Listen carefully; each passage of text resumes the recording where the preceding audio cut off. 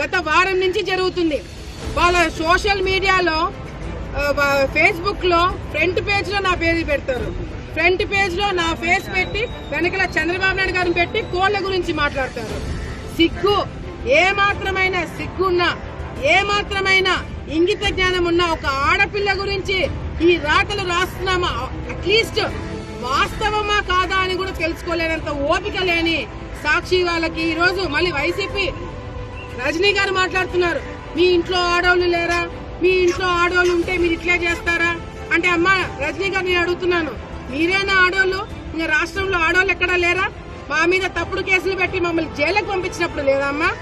నా మీద, నా భర్త మీద కేసులు పెట్టి మమ్మల్ని, నాకు సంవత్సరం కొడుకున్నప్పుడు నా కొడుకుని ఇంట్లో పెట్టి మమ్మల్ని జైలుకు పంపించినప్పుడు లేదమ్మా ఆడవాళ్ళ గురించి మీరు మాట్లాడేది?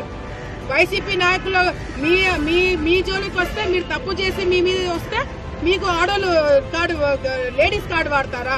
మేమంతా ఆడోళ్ళం కదా. మరి మా మీద తప్పుడు రాతలు రాస్తున్నప్పుడు మీరు చెప్పినారా సాక్షి వాళ్ళకి? ఒక ఆడపిల్ల గురించి రాయకూడదని ఎప్పుడు చెప్పినారు మీరు? అంటే మీకొక ఆడోళ్ళకొక న్యాయం, మాకొక న్యాయమా?